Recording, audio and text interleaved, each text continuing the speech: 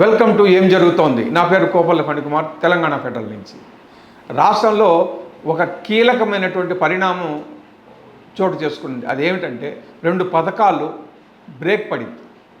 High court ఇచ్చినటువంటి stay కారణంగా కళ్యాణ లక్ష్మి, షాదీ ముబారక్ అనేటువంటి 2 పథకాలకు బ్రేక్ పడిపోయింది.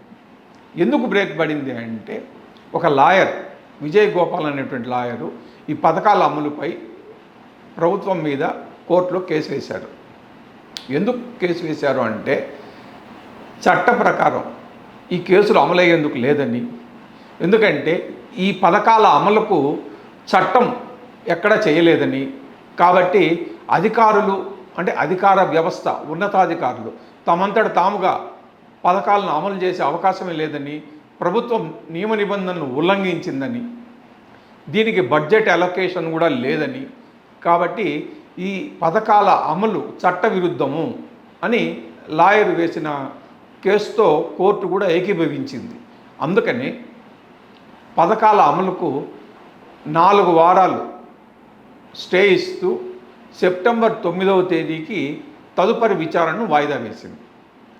ఇంతకీ ఈ స్టే వెనక అసలు కథ ఏమిటంటే, 2014లో కేసీఆర్ ముఖ్యమంత్రి అయిన తరువాత కళ్యాణ లక్ష్మి, షాదీ ముబారక్ అనేటువంటి 2 పథకాలు తీసుకొచ్చారు. పథకాలు మంచివే. పథకాల ఉద్దేశం ఏమిటంటే, కొత్తగా వివాహం చేసుకున్నటువంటి అమ్మాయిలకు అంటే పెళ్లి కూతుళ్లకు 50,000 రూపాయలు బహుమానం కింద ప్రభుత్వం తరపున ఇవ్వటం. ఈ పథకం నిజంగా ప్రజాదరణ జరిగిందనేది వాస్తవమే. పథకం కూడా బాగానే ఉంది, అమలవుతోంది కూడా.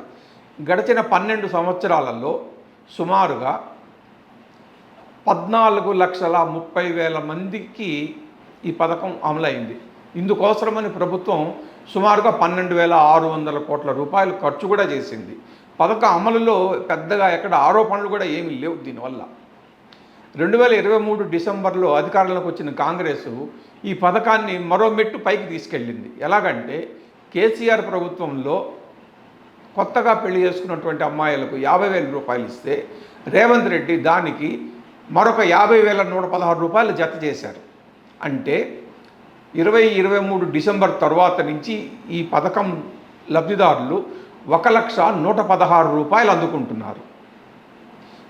ఈ పథకం ఎంత ప్రజాదరణ నోచుకున్నది అనడానికి ఇదే ఉదాహరణ.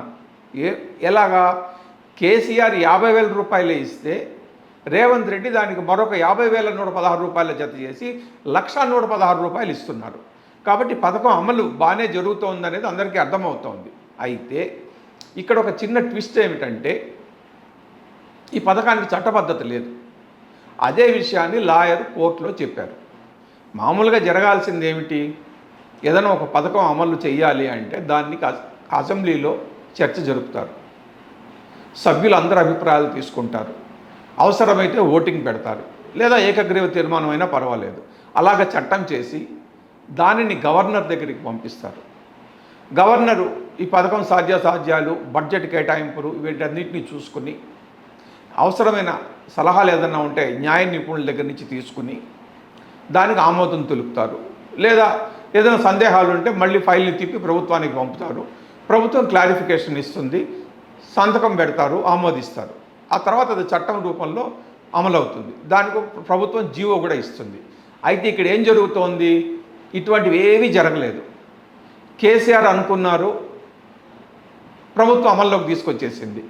మరి దీని విధి విధానాలు, ఎవరు అర్హులు, ఎటువంటి వాళ్ళకి ఇవ్వాలి, ఏడాదికి ఎంతమందికి ఇవ్వాలి అనేటువంటి నిర్ణయాలు ఎవరు తీసుకోవాలో తెలియదు.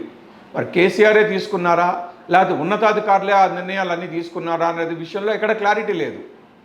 అయితే నిర్ణయం అయితే తీసేసుకున్నారు, ప్రభుత్వం అమలు చేసేస్తోంది, డబ్బులు ఇచ్చేస్తోంది, సరిపోతుంది అందరికీ. ఎక్కడ ఎవరికి కూడా ఈ పథకాలకు చట్టబద్ధత లేదు కదా, చట్టబద్ధత కల్పించి ఉంటే బాగుండేది కదా అన్న ఆలోచన రాలేదు. అప్పట్లో ఏ లాయర్ కూడా మరి దీని మీద అభ్యంతరం వ్యక్తం చేయలేదు, కోర్టు కూడా చెప్పలేదు ఎక్కడ కూడా.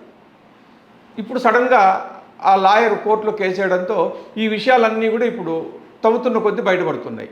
ఇవన్నీ కూడా తరచి చూస్తే అర్థమవుతున్నది ఏంటంటే, అసలు ఇక్కడ తప్పంతా కూడా కేసీఆర్ ప్రభుత్వం మీదనే ఉంది అనేది అర్థమవుతుంది. ఎందుకు, తన హయాంలోనే అంటే 9.5 సంవత్సరం అధికారంలో ఉన్నప్పుడు ఈ 2 పథకాలకు కేసీఆర్ చట్టబద్ధత కల్పించుంటే ఇప్పుడు ఈ పథకానికి బ్రేకులు పడేవి కాదు, చక్కగా అమలైపోయేది. ఎలాగో ప్రభుత్వం అమలు చేస్తోంది, బడ్జెట్ కూడా కేటాయిస్తోంది, సంక్షేమ శాఖల నుంచి కేటాయిస్తోంది. మరి అలాంటప్పుడు చట్టం చేయడానికి వచ్చిన సమస్య ఏమైంది ప్రభుత్వానికి? ఈ విషయం ఎవరికి అర్థం కాలేదు. అప్పట్లో ఎవరు అడ్డుపట్టలేదు. 9 సంవత్సరం గడిచిపోయింది. రేవంత్ రెడ్డి ముఖ్యమంత్రి అయిన తర్వాత కూడా ఎవరు అడ్డు చెప్పలేదు, గడిచిపోయింది. సడన్గా మొన్న ఒక లాయర్ కోర్టులో కేసు వేశారు, కోర్టు బ్రేక్లు వేసింది. మరి ఇప్పుడు సెప్టెంబర్ 9న మళ్ళీ విచారణలో ప్రభుత్వం ఏం చెబుతుంది తెలియదు. కాబట్టి ఇప్పటికన్నా కూడా మునిగిపోయిందేమీ లేదు. రేవంత్ రెడ్డి ప్రభుత్వం కూడా అసెంబ్లీలో ఇటువంటి పథకాలకన్నిటికీ చర్చకు పెట్టి బిల్లుల రూపంలో దీనికి ఆమోదం తీసుకుని గవర్నర్ సంతకం తీసుకుని ఒక జీవో విడుదల చేస్తే ఇటువంటి పథకాలన్నిటికీ చట్టబద్ధత వస్తుంది. ప్రజాదరణ పొందినటువంటి పథకాలకు చట్టబద్ధత కల్పించడంలోనూ బడ్జెట్ కేటాయింపుల్లోనూ ఎటువంటి తప్పు లేదు. ఉత్తిన నోటి మాటతోనో లేకపోతే ఒక వ్యక్తికి బుర్రలో పుట్టినటువంటి ఆలోచన అమలు చేయటం కన్నా కూడా అసెంబ్లీలో ప్రవేశపెట్టి చర్చ జరిపి తీర్మానం చేస్తే దానికి ఒక విలువ కూడా ఉంటుంది. మరి ఈ విషయాన్ని కేసీఆర్ ఎందుకు ఆలోచించలేదు? వేల కొద్ది పుస్తకాలు చదివానంటారు, తనకన్నా మేధావి లేదంటాడు కేసీఆర్. మరి ఇంత చిన్న విషయం ఎందుకు ఆయనకి తట్టలేదు? ఎవరికి తెలియదు. ఎందుకంటే కేసీఆర్ వచ్చిన ఆలోచనకు ఎవరు అభ్యంతరం పెట్టలేదు కాబట్టి మొత్తం అలా జరిగిపోయింది ఆయన పరిపాలన అంతా కూడా. ఇప్పటికి వచ్చేటప్పటికి సమస్యలన్నీ అడ్డుకొస్తున్నాయి. ఇప్పుడు కోర్టు 4 వారాలు స్టే ఇవ్వడంతో ఈ తప్పంతా రేవంత్ రెడ్డి ప్రభుత్వానిదే అని కేటీఆర్, హరీష్ రావు, బీఆర్ఎస్ నేతలందరూ ప్రభుత్వం మీద విరుచుకుపడుతున్నారు. దీంట్లో అసలు అర్థమే లేదు. తమ ప్రభుత్వంలో తామెందుకు చట్టబద్ధత కల్పించలేదు అనడానికి సమాధానం చెప్పరు బీఆర్ఎస్ వాళ్ళు ఎవరు కూడా. కోర్టు ఇప్పుడు స్టే ఇచ్చింది కాబట్టి తప్పంతా ప్రభుత్వాందే అని విరుచుకుపడుతున్నారు. సోషల్ మీడియాలో ఎక్కడ పడినా రేవంత్ రెడ్డి ప్రభుత్వం వ్యతిరేకంగానే మాట్లాడుతున్నారు. ప్రభుత్వం కూడా దీని విషయంలో ఆలోచించి కోర్టు చెప్పినట్లుగా విని దీనికి ఒక చట్టబద్ధత కల్పిస్తే బాధితులకు ఎటువంటి సమస్య ఉండదు, లబ్ధిదారులు కూడా హ్యాపీగా ఫీల్ అవుతారు. ముందు ఏ పథకానికి కూడా మళ్ళీ హైకోర్టులు బ్రేకులు వేయకుండా దీన్ని ఆపాల్సిన అవసరం లేకుండా రేవంత్ రెడ్డి ప్రభుత్వము ఒక చక్కటి మార్గం ఎంచుకుంటే అందరికీ మంచిది. లక్షల మంది ఒకవైపు హిందువులు, మరోవైపు ముస్లింలు ఈ షాదీ ముబారక్, కళ్యాణ లక్ష్మి పథకాల్లో లబ్ధి పొందుతున్నారు. ఇంత లబ్ధి పొందుతున్నప్పుడు పథకాన్ని అర్ధాంతరంగా ఆపడం అంటే కొంచెం ఇబ్బంది ఎవరికన్నా. ఎందుకంటే ఈ నెల రోజుల్లో ఎంతోమంది వివాహాలు చేసుకుంటారు. ఇన్ని సంవత్సరాల పాటు అందుకున్నటువంటి లబ్ధిని సడన్గా ఈ 4 వారాల్లో వివాహం చేసుకున్న వాళ్ళకి అందదు. సెప్టెంబర్ 9 తర్వాత కోర్టు ఏమంటుందో ఎవరికీ తెలియదు. ఒకవేళ చట్టం చేసి దీన్ని అమలు చేయాలంటే మళ్ళీ అదొక సమస్య వస్తుంది. ఎందుకు? చట్టం అయిన రోజు నుంచి ఈ లబ్ధిదారులకు డబ్బులు పంపిణీ చేస్తే బాగుంటుంది, కానీ చట్టం మునుపు ఎందుకు చేయాలి అని ఇంకెవరైనా కోర్టులో కూడా కేసు వేసే అవకాశం ఉంది.